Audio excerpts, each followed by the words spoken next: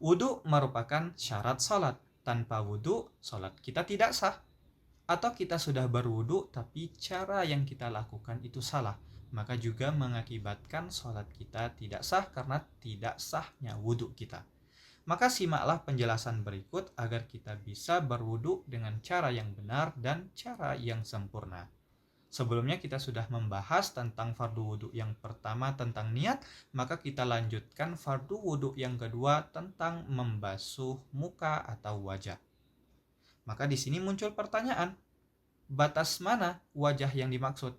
Maka para ulama mengatakan batasan wajah itu kalau dilihat dari tul itu dari tempat tumbuhnya rambut sampai ke ujung dagu. Adapun untuk lebarnya itu dari telinga ke telinga. Maka ini adalah batasan wajah dan itulah yang perlu kita basuh saat wudhu.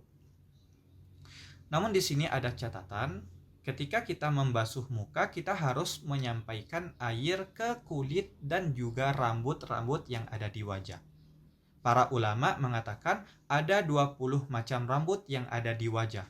Dan kita harus menyampaikan air ke rambut-rambut tersebut. Baik rambutnya itu tebal ataupun rambutnya tipis. Kita harus sampaikan air ke bagian rambut luar ataupun bagian rambut yang dalam. Kalau misalkan rambut itu tebal. Tapi ada pengecualian. Jadi kita katakan ada 20 macam rambut, kita harus sampaikan air ke bagian luar dan dalam rambut kecuali kalau pada bagian jenggot dan jambang. Tapi dengan syarat, kalau misalkan jenggot dan jambangnya itu tebal. Dan itu hanya bagi laki-laki. Jadi kalau misalkan laki-laki memiliki jenggot ataupun jambang yang tebal, dia hanya wajib membasuh bagian depannya saja. Bagian luarnya saja. Adapun bagian dalam, itu tidak harus disampaikan air kepadanya. Jadi kita katakan tadi, dikecualikan bagi laki-laki yang memiliki jenggot yang tebal. Kalau misalkan jenggot laki-laki itu tebal, dia tidak wajib menyampaikan air ke bagian dalam. Karena tadi kita sudah katakan, rambut-rambut yang ada di wajah kita harus sampaikan air ke bagian dalam dan luar. Tapi dikecualikan jenggot dan jambang. Dan itu hanya bagi laki-laki.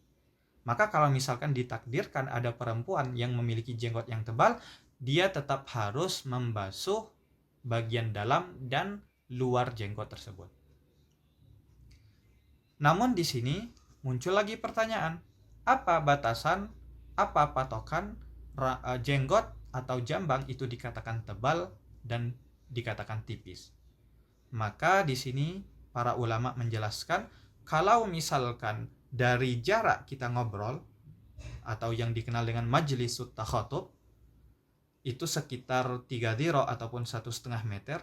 Nah, dari jarak tersebut, kalau misalkan kita melihat bagian kulit orang lawan bicara kita, maka jenggotnya itu tipis. Tapi kalau misalkan kulitnya itu tidak kelihatan dari jarak kita ngobrol, maka jenggotnya itu tebal. Jadi patokan tipis atau tebal itu kelihatan atau tidak kelihatannya kulit. Kalau kulitnya kelihatan, berarti tipis. Tapi kalau misalkan kulitnya tidak kelihatan, maka tebal. Maka itu adalah patokan tipis atau tebal. Dengan mengetahuinya, kita mengetahui juga bagaimana cara kita membasuh jenggot dan jambang tersebut. Kemudian yang terakhir, kita katakan tadi, ketika jenggot ataupun jambang itu tebal, yang harus dibasuh itu hanya bagian luar. Nah, yang dimaksud dengan bagian luar dari jenggot yang tebal itu adalah bagian paling depan dari permukaan jenggot. Maka bagian depan itulah yang harus dibasuh. Adapun yang ada di sela-sela, yang ada di antara lapisan-lapisan jenggot itu bagian dalam. Begitu juga dengan bagian paling belakang yang mendekati dada itu juga bagian dalam. Dan itu tidak harus disampaikan air kepadanya. Jadi tidak perlu kita basuh. Tetapi kita sunnah untuk menyela-nyelangi jenggot yang tebal. Jadi bagian dalam itu sunnah untuk dibasuh. Tetapi yang wajib, yang fardu itu hanya yang bagian zohirnya saja, kalau jenggot ataupun jambangnya tebal. Maka ini adalah pembahasan yang bisa kita bahas pada kesempatan kali ini. Wallahu ta'ala a'lam bissawab.